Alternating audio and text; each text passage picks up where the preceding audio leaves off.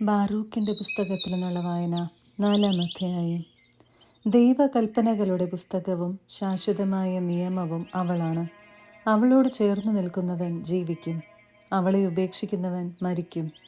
യാക്കോബേ, മടങ്ങി വന്ന് അവളെ സ്വീകരിക്കുക, അവളുടെ പ്രകാശത്തിൻ്റെ പ്രഭയിലേക്ക് നടക്കുക. നിന്റെ മഹത്വം അന്യനോ നിന്റെ പ്രത്യേക അവകാശം വിദേശിക്കോ കൊടുക്കരുത്. ഇസ്രായേലേ, നമ്മൾ സന്തുഷ്ടരാണ്, എന്തെന്നാൽ ദൈവത്തിന് പ്രീതികരമായവ എന്തെന്ന് നമുക്കറിയാം. ജെറുസലേമിൻ്റെ യാതന. ഇസ്രായേലിൻ്റെ സ്മാരകമേ, എൻ്റെ ജനമേ, ധൈര്യമായിരിക്കുക. നിങ്ങളെ ജനതകൾക്ക് വിറ്റത് നശിപ്പിക്കാനായിരുന്നില്ല, ദൈവത്തെ കോപിപ്പിച്ചതിനാലാണ് നിങ്ങളെ ശത്രുകരങ്ങളിൽ ഏൽപ്പിച്ചത്. ദൈവത്തിനു പകരം പിശാചുക്കൾക്ക് ബലിയർപ്പിച്ചുകൊണ്ട് നിങ്ങളുടെ സൃഷ്ടാവിനെ നിങ്ങൾ പ്രകോപിപ്പിച്ചു. നിങ്ങളെ പരിപാലിച്ച നിത്യനായ ദൈവത്തെ നിങ്ങൾ വിസ്മരിച്ചു. നിങ്ങളെ പോറ്റിയ ജെറുസലേമിനെ നിങ്ങൾ വേദനയിലാഴ്ത്തി.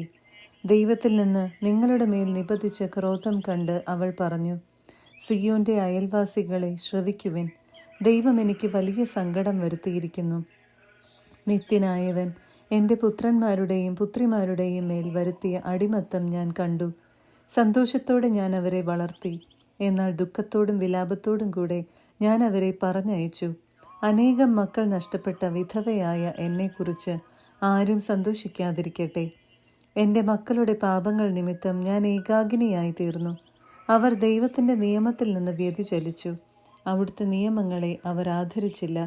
ദൈവകൽപ്പനകളുടെ മാർഗത്തിൽ അവർ ചരിച്ചില്ല, അവിടുത്തെ നീതിയുടെ ശിക്ഷണത്തിൻ്റെ പാത അവർ പിൻചെന്നില്ല. സിയോന്റെ അയൽക്കാർ വന്ന് എൻ്റെ പുത്രന്മാരുടെ മേലും പുത്രിമാരുടെ മേലും നിത്യനായവൻ വരുത്തിയ അടിമത്തം കാണട്ടെ. അവിടുന്ന് അവർക്കെതിരെ വിദേശത്തു നിന്ന് ഒരു ജനതയെ, നിർലജ്ജരും അന്യഭാഷ സംസാരിക്കുന്നവരും വൃദ്ധന്മാരോട് ബഹുമാനമോ ശിശുക്കളോട് കരുണയോ ഇല്ലാത്തവരുമായ ജനതയെ കൊണ്ടുവന്നു. വിധവയുടെ പ്രിയപുത്രന്മാരെ അവർ പിടിച്ചുകൊണ്ടുപോയി, പുത്രിമാരെ അപഹരിച്ച് എന്നെ ഏകാകിനിയാക്കി. നിങ്ങളെ സഹായിക്കാൻ എനിക്കെങ്ങനെ കഴിയും? നിങ്ങളുടെ മേൽ ഈ നാശം വരുത്തിയവൻ തന്നെ നിങ്ങളെ ശത്രുക്കളിൽ നിന്ന് മോചിപ്പിക്കട്ടെ.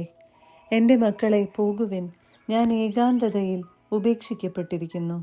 ഞാൻ സമാധാനത്തിൻ്റെ അങ്കി മാറ്റി യാചനയുടെ ചാക്കുടുത്തു.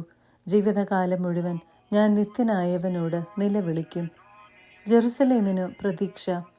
എൻ്റെ മക്കളെ, ധൈര്യമായിരിക്കുവിൻ, ദൈവത്തെ വിളിച്ചപേക്ഷിക്കുവിൻ. ശത്രുകരങ്ങളിൽ നിന്നും അവരുടെ ശക്തിയിൽ നിന്നും അവിടുന്ന് നിങ്ങളെ മോചിപ്പിക്കും. നിങ്ങളെ രക്ഷിക്കുമെന്ന പ്രത്യാശ ഞാൻ നിത്യനായവനിൽ അർപ്പിച്ചിരിക്കുന്നു. പരിശുദ്ധനായവനിൽ നിന്ന് എനിക്ക് ആനന്ദം കൈവന്നിരിക്കുന്നു. എന്തെന്നാൽ നിങ്ങളുടെ നിത്യരക്ഷകനിൽ നിന്ന് നിങ്ങൾക്ക് ഉടൻ കാരുണ്യം ലഭിക്കും. ഞാൻ നിങ്ങളെ ദുഃഖത്തോടും വിലാപത്തോടും കൂടെ അയച്ചു. ആഹ്ലാദത്തോടും സന്തോഷത്തോടും കൂടെ എനിക്ക് നിങ്ങളെ ദൈവം എന്നേക്കുമായി തിരികെ നൽകും. സിയോന്റെ അയൽക്കാർ നിങ്ങളുടെ അടിമത്തം ഇപ്പോൾ കണ്ടതുപോലെ തന്നെ ദൈവം നിങ്ങൾക്ക് നൽകുന്ന രക്ഷ അവർ ഉടൻ കാണും. മഹാപ്രതാപത്തോടും നിത്യനായവൻ്റെ തേജസ്സോടും കൂടെ അത് നിങ്ങൾക്ക് ലഭിക്കും. എൻ്റെ മക്കളെ, ദൈവത്തിൽ നിന്ന് നിങ്ങളുടെ മേൽ വന്ന ക്രോധം ക്ഷമാപൂർവം സഹിക്കുവിൻ. നിങ്ങളുടെ ശത്രു നിങ്ങളെ കീഴ്പ്പെടുത്തിയിരിക്കുന്നു, എന്നാൽ അവരുടെ നാശം നിങ്ങൾ ഉടൻ കാണും. അവരുടെ കഴുത്ത് നിങ്ങൾ ചവിട്ടി മെതിക്കും. എൻ്റെ പിഞ്ചോമനകൾ പരുപരുത്ത പാതയിലൂടെ സഞ്ചരിച്ചു. ആട്ടിൻകൂട്ടത്തെ എന്ന പോലെ ശത്രുക്കൾ അവരെ അപഹരിച്ചു. എൻ്റെ മക്കളെ, ധൈര്യമായിരിക്കുവിൻ, ദൈവത്തെ വിളിച്ചപേക്ഷിക്കുവിൻ. ഇത് നിങ്ങളുടെ മേൽ വരുത്തിയ അവിടുന്ന് നിങ്ങളെ സ്മരിക്കും. ദൈവത്തിൽ നിന്ന് അകലാൻ കാണിച്ചതിൻ്റെ 10 ഇരട്ടി തീക്ഷ്ണതയോടെ തിരിച്ചു വന്ന് അവിടുത്തെ തേടുവിൻ. എന്തെന്നാൽ നിങ്ങളുടെ മേൽ ഈ അനർത്ഥങ്ങൾ വരുത്തിയവൻ തന്നെ നിങ്ങൾക്ക് രക്ഷയും നിത്യാനന്ദവും നൽകും. ജെറുസലേമേ, ധൈര്യമായിരിക്കുക, നിനക്ക് പേരിട്ടവൻ തന്നെ നിനക്ക് ആശ്വാസമരുളും. നിന്നെ പീഡിപ്പിച്ചവനും നിന്റെ വീഴ്ചയിൽ സന്തോഷിച്ചവനും ദുരിതം അനുഭവിക്കും. നിന്റെ മക്കളെ അടിമകളാക്കിയ പട്ടണങ്ങൾ ദുരിതം അനുഭവിക്കും. നിന്റെ പുത്രന്മാരെ വാങ്ങിയ നഗരവും നിന്റെ പതനത്തിൽ സന്തോഷിക്കുകയും നിന്റെ നാശത്തിൽ ആഹ്ലാദിക്കുകയും ചെയ്തതുപോലെ അവൾ സ്വന്തം നാശത്തിൽ ദുഃഖിക്കും. ജനത്തിൻ്റെ ബാഹുല്യത്തിൽ അവൾക്കുള്ള അഹങ്കാരം ഞാൻ ഇല്ലാതാക്കും. അവളുടെ ഗർവിനെ സന്താപമാക്കി തീർക്കും. നിത്യനായവനിൽ നിന്ന് അവളുടെ മേൽ വളരെ കാലത്തേക്ക് അഗ്നി ഇറങ്ങും. ദീർഘകാലത്തേക്ക് പിശാചുക്കൾ അവളിൽ വസിക്കും. ജെറുസലേമേ, കിഴക്കോട്ട് നോക്കുക. ദൈവത്തിൽ നിന്ന് നിനക്ക് ലഭിക്കുന്ന ആനന്ദം കണ്ടാലും. ഇതാ, നീ പറഞ്ഞയച്ച നിന്റെ സന്തതികൾ വരുന്നു. പരിശുദ്ധനായവന്റെ കൽപ്പനയനുസരിച്ച് കിഴക്ക് നിന്നും പടിഞ്ഞാറ് നിന്നും ശേഖരിക്കപ്പെട്ട അവർ ദൈവമഹത്വത്തിൽ ആനന്ദിച്ചുകൊണ്ട് ഇതാ വരുന്നു. 5-ാം അധ്യായം. ജെറുസലേം, നീ ദുഃഖത്തിൻ്റെയും പീഡനത്തിൻ്റെയും വസ്ത്രം മാറ്റി ദൈവത്തിൽ നിന്നുള്ള മഹത്വത്തിൻ്റെ സൗന്ദര്യം എന്നേക്കുമായി അണിയുക. ദൈവത്തിൽ നിന്നുള്ള നീതിയുടെ മേലങ്കി ധരിക്കുക. നിത്യനായവന്റെ മഹത്വത്തിൻ്റെ കിരീടം ശിരസിൽ അണിയുക. ആകാശത്തിനു കീഴിൽ എല്ലായിടത്തും ദൈവം നിന്റെ തേജസ് വെളിപ്പെടുത്തും. നീതിയുടെ സമാധാനവും ഭക്തിയുടെ മഹത്വവും എന്ന് ദൈവം എന്നേക്കുമായി നിന്നെ പേർ വിളിക്കും. ജെറുസലേം, ഉണരുക. ഉയരത്തിൽ നിന്ന് കിഴക്കോട്ട് നോക്കുക. പരിശുദ്ധനായവന്റെ കൽപ്പനയനുസരിച്ച് കിഴക്കുനിന്നും പടിഞ്ഞാറു നിന്നും ശേഖരിക്കപ്പെട്ട നിന്റെ മക്കളെ കാണുക. ദൈവം നിന്നെ സ്മരിച്ചതിൽ അവരാനന്ദിക്കുന്നു. ശത്രുക്കൾ അവരെ നിന്നിൽ നിന്ന് വേർപെടുത്തി നടത്തിക്കൊണ്ടുപോയി. എന്നാൽ ദൈവം അവരെ സിംഹാസനത്തിലെന്ന പോലെ മഹത്വത്തിൽ സംവഹിച്ച് നിന്നിലേക്ക് മടക്കിക്കൊണ്ടുവരും. ഉന്നതഗിരികളും ശാശ്വത ശൈലങ്ങളും ഇടിച്ചു നിരത്താനും താഴ്വരകൾ നികത്തി നിരപ്പുള്ളതാക്കാനും ദൈവം കൽപ്പിച്ചിരിക്കുന്നു. അങ്ങനെ ഇസ്രായേൽ ദൈവത്തിൻ്റെ മഹത്വത്തിൽ സുരക്ഷിതരായി നടക്കും. ദൈവത്തിൻ്റെ കൽപ്പനയനുസരിച്ച് വനങ്ങളും സുഗന്ധവൃക്ഷങ്ങളും ഇസ്രായേലിനു തണലേകി.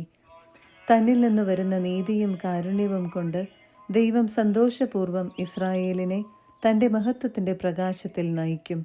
അവിടുത്തെ കാരുണ്യവും നീതിയും അവർക്ക് അകമ്പടി സേവിക്കും. 6-ാം അധ്യായം. ജെറമിയായുടെ ലേഖനം. ബാബിലോൺ രാജാവ് അടിമകളാക്കി ബാബിലോണിലേക്ക് കൊണ്ടുപോകാനിരുന്നവർക്ക് ജെറമിയ അയച്ച എഴുത്തിൻ്റെ പകർപ്പ്. ദൈവം തന്നോട് കൽപ്പിച്ച സന്ദേശം അവരെ അറിയിക്കാനായിരുന്നു ഇത്. ദൈവസന്നിധിയിൽ നിങ്ങൾ ചെയ്ത പാപം നിമിത്തം ബാബിലോൺ രാജാവായ നബുക്കദ്നേസർ നിങ്ങളെ ബാബിലോണിലേക്ക് തടവുകാരായി കൊണ്ടുപോകും. അതുകൊണ്ട് നിങ്ങൾക്ക് ബാബിലോണിലെത്തി ദീർഘകാലം 7 തലമുറ വരെ അവിടെ താമസിക്കേണ്ടി വരും. അതിനുശേഷം ഞാൻ നിങ്ങളെ അവിടെ നിന്ന് സമാധാനത്തിൽ തിരിച്ചു കൊണ്ടുവരും. നിങ്ങൾ ബാബിലോണിൽ വെള്ളി, സ്വർണം, മരം എന്നിവ കൊണ്ട് നിർമ്മിച്ച ദേവന്മാരെ കാണും. മനുഷ്യൻ അവയെ തോളിൽ ചുമക്കുന്നു. ജനതകൾ അവയെ ഭയപ്പെടുന്നു. ജനതകളെപ്പോലെ ആകാതിരിക്കാൻ ശ്രദ്ധിക്കുവിൻ. ഈ ദേവന്മാരുടെ മുൻപിലും പിൻപിലും നിന്ന് ജനക്കൂട്ടം ആരാധിക്കുന്നത് കാണുമ്പോൾ നിങ്ങൾക്ക് അവയോട് ഭയം തോന്നരുത്. എന്നാൽ നിങ്ങൾ ഹൃദയത്തിൽ പറയണം, കർത്താവെ, അങ്ങയെയാണ് ഞങ്ങൾ ആരാധിക്കേണ്ടത്. എൻ്റെ ദൂതൻ നിങ്ങളുടെ കൂടെയുണ്ട്. അവൻ നിങ്ങളുടെ ജീവൻ കാത്തു സൂക്ഷിക്കുന്നു.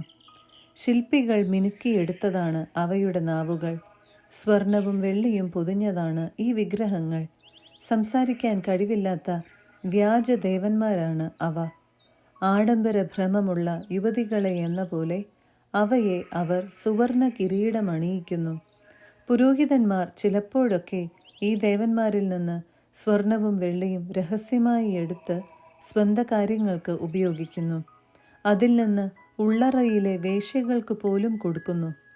സ്വർണവും വെള്ളിയും മരവും കൊണ്ട് നിർമ്മിച്ച ഈ ദേവന്മാരെ അവർ മനുഷ്യരെ എന്ന പോലെ വസ്ത്രങ്ങൾ അണിയിക്കുന്നു. തുരുമ്പ് പിടിക്കാതെയോ ചെതുക്കിച്ചു പോകാതെയോ തന്നെത്താൻ രക്ഷിക്കാൻ അവയ്ക്കൊന്നിനും സാധ്യമല്ല. രക്താംബരം അണിയിക്കുമ്പോൾ അവയുടെ മുഖത്ത് കട്ട പിടിച്ചിരിക്കുന്ന ക്ഷേത്രത്തിലെ പൊടി തുടച്ചു മാറ്റേണ്ടി വരുന്നു. ദേശാധിപതികളെ പോലെ അവ ചെങ്കോൽ പിടിക്കുന്നു. എന്നാൽ തങ്ങളെ ധിക്കരിക്കുന്നവനെ നശിപ്പിക്കാൻ അവയ്ക്ക് കഴിവില്ല. അതിൻ്റെ വലത്തു കൈയിൽ കഠാരിയുണ്ട്, കോടാലിയുമുണ്ട്. എന്നാൽ യുദ്ധങ്ങളിൽ നിന്നോ കവർച്ചയിൽ നിന്നോ തന്നെ രക്ഷിക്കാൻ അതിന് കഴിവില്ല. അതുകൊണ്ട് അവ ദേവന്മാരല്ലെന്ന് വ്യക്തമാണ്. അവയെ ഭയപ്പെടേണ്ട. ഉപയോഗശൂന്യമായ പൊട്ടപാത്രങ്ങൾ പോലെയാണ് വിജാതീയരുടെ ക്ഷേത്രങ്ങളിൽ പ്രതിഷ്ഠിച്ചിരിക്കുന്ന ദേവന്മാർ. അവിടെ പ്രവേശിക്കുന്നവർ പറത്തുന്ന പൊടി കൊണ്ട് അവയുടെ കണ്ണുകൾ മൂടിയിരിക്കുന്നു. രാജദ്രോഹത്തിന് വധശിക്ഷയ്ക്ക് വിധിക്കപ്പെട്ട് കിടക്കുന്നവനെ എല്ലാ വശത്തു നിന്നും വാതിലടച്ച് സൂക്ഷിക്കുന്നതുപോലെ വിഗ്രഹങ്ങൾ കള്ളന്മാർ അപഹരിക്കാതിരിക്കാൻ പുരോഹിതന്മാർ വാതിലുകളും താഴുകളും ഓടാമ്പലുകളും കൊണ്ട് ക്ഷേത്രം സുരക്ഷിതമാക്കുന്നു. തങ്ങൾക്ക് ആവശ്യമുള്ളതിലും കൂടുതൽ വിളക്കുകൾ അവർ ദേവന്മാർക്കു വേണ്ടി കത്തിക്കുന്നു. എന്നാൽ അവയിൽ ഒന്നുപോലും കാണാൻ ദേവന്മാർക്ക് കഴിവില്ല. അവ ക്ഷേത്രത്തിൻ്റെ തുലാത്തിനു തുല്യമാണ്.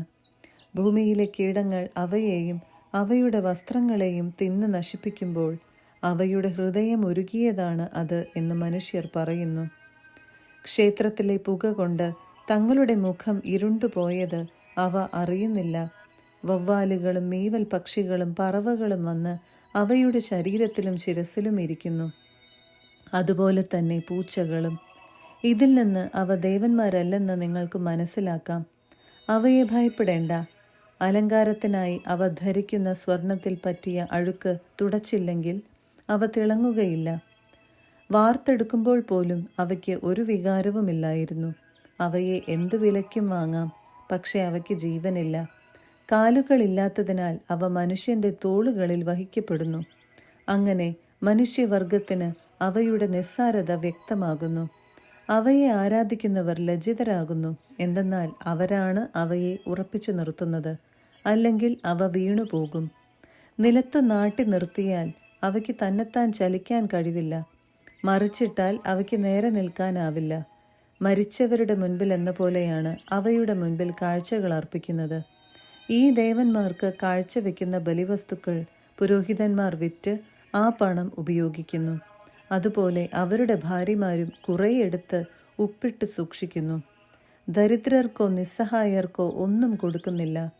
ആർത്തവ കാലത്തും പ്രസവാനന്തരവും സ്ത്രീകൾ ആ ബലിവസ്തുക്കളെ സ്പർശിക്കുന്നു. ഇക്കാരണങ്ങളാൽ അവ ദേവന്മാരല്ലെന്ന് നിങ്ങൾ അറിയുന്നു. അവയെ ഭയപ്പെടേണ്ട.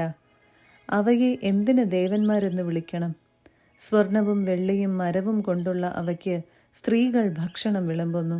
അവയുടെ ക്ഷേത്രങ്ങളിൽ പുരോഹിതന്മാർ കീറിയ വസ്ത്രങ്ങൾ ധരിച്ചും താടിയും തലയും ക്ഷൗരം ചെയ്തും ശിരസ് മറയ്ക്കാതെയും ഇരിക്കുന്നു. മരിച്ചവന് വേണ്ടിയുള്ള അടിയന്തിരത്തിൽ ചിലർ ചെയ്യാറുള്ളതുപോലെ അവയുടെ മുൻപിൽ അവർ അലറുകയും മുറവിളി കൂട്ടുകയും ചെയ്യുന്നു. ഭാര്യമാരെയും മക്കളെയും അണിയിക്കാനായി പുരോഹിതന്മാർ തങ്ങളുടെ ദേവന്മാരുടെ വസ്ത്രങ്ങളിൽ ചിലത് എടുക്കുന്നു. അവയോട് നന്മ ചെയ്താലും തിന്മ ചെയ്താലും പ്രതിഫലം നൽകാൻ അവയ്ക്ക് കഴിവില്ല. രാജാവിനെ നിയമിക്കാനോ സ്ഥാനഭ്രഷ്ടനാക്കാനോ അവയ്ക്ക് സാധിക്കുകയില്ല. അതുപോലെ തന്നെ സമ്പത്തോ പണമോ നൽകാൻ അവയ്ക്ക് കഴിവില്ല. ആരെങ്കിലും അവയോട് ശപഥം ചെയ്തിട്ട് അനുഷ്ഠിക്കാതിരുന്നാൽ അത് ഈടാക്കാൻ അവയ്ക്ക് സാധിക്കുകയില്ല. മരണത്തിൽ നിന്ന് മോചിപ്പിക്കാനോ ബലവാനിൽ നിന്ന് ദുർബലനെ രക്ഷിക്കാനോ അവയ്ക്ക് കഴിയുകയില്ല. അന്ധന് കാഴ്ച നൽകാനോ ആകുലതയിൽ നിന്ന് ഒരുവനെ വിമുക്തനാക്കാനോ അവയ്ക്ക് സാധിക്കുകയില്ല. വിധവയോട് കാരുണ്യം കാണിക്കാനോ അനാഥന് നന്മ ചെയ്യാനോ അവയ്ക്ക് കഴിവില്ല. തടികൊണ്ട് നിർമ്മിക്കുകയും സ്വർണവും വെള്ളിയും കൊണ്ട് പൊതിയുകയും ചെയ്തിരിക്കുന്ന ഈ ദേവന്മാർ പർവ്വതങ്ങളിലെ കല്ലുകൾക്ക് സമാനമാണ്. അവയെ ആരാധിക്കുന്നവർ ലജ്ജിതരാകും. എന്നിട്ടും അവ ദേവന്മാരാണെന്ന് കരുതുകയും അപ്രകാരം അവയെ വിളിക്കുകയും ചെയ്യുന്നത് എന്തുകൊണ്ട്? ഇതിനു പുറമെ കൽദായർ പോലും അവയെ അവഹേളിക്കുന്നു. അവർ ഊമനെ കണ്ടാൽ ബാലിൻ്റെ അടുത്ത് കൊണ്ടുവന്ന് അവന് സംസാരശക്തി നൽകണം എന്ന് പ്രാർത്ഥിക്കുന്നു. ബാലിന് ഗ്രഹണശക്തിയുണ്ടെന്നാണ് അവരുടെ വിചാരം. എന്നാൽ അവർക്ക് ഇത് മനസ്സിലാക്കി അവയെ ഉപേക്ഷിക്കാൻ കഴിയുന്നില്ല. കാരണം അവർക്ക് ബുദ്ധിയില്ല. സ്ത്രീകൾ അരയിൽ ചരട് ചുറ്റി വഴിയരികിലിരുന്ന് കുന്തിരുക്കത്തിന് പകരം തവിട് പുകയ്ക്കുന്നു.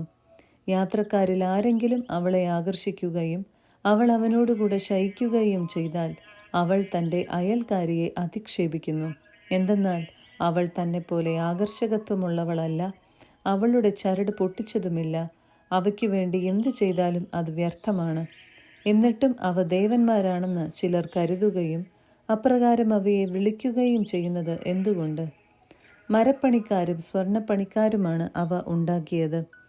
ശില്പികൾ ആഗ്രഹിക്കുന്നതല്ലാതെ മറ്റൊന്നുമാകാൻ അവയ്ക്ക് സാധിക്കുകയില്ല. അവയെ ഉണ്ടാക്കുന്നവർ പോലും ദീർഘകാലം ജീവിക്കുകയില്ല. അങ്ങനെയെങ്കിൽ അവർ നിർമ്മിച്ച വസ്തുക്കൾക്ക് എങ്ങനെ ദേവന്മാരായിരിക്കാൻ സാധിക്കും?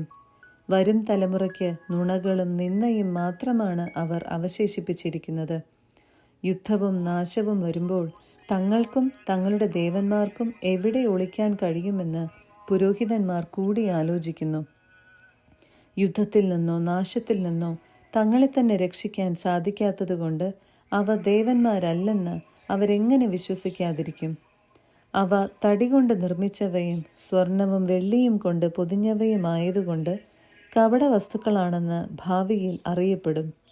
അവ ദേവന്മാരല്ലെന്നും മാനുഷ്യകരങ്ങളാൽ നിർമ്മിതമായ വസ്തുക്കളാണെന്നും അവയിൽ ദൈവത്തിൻ്റെ പ്രവർത്തനം ഒന്നുമില്ലെന്നും എല്ലാ ദേശങ്ങൾക്കും രാജാക്കന്മാർക്കും വെളിപ്പെടും. അപ്പോൾ അവ ദേവന്മാരല്ലെന്ന് ആർക്കും മനസ്സിലാകാതിരിക്കും. ദേശത്ത് രാജാവിനെ നിയമിക്കാനോ മനുഷ്യർക്ക് മഴ നൽകാനോ അവയ്ക്ക് സാധിക്കുകയില്ല.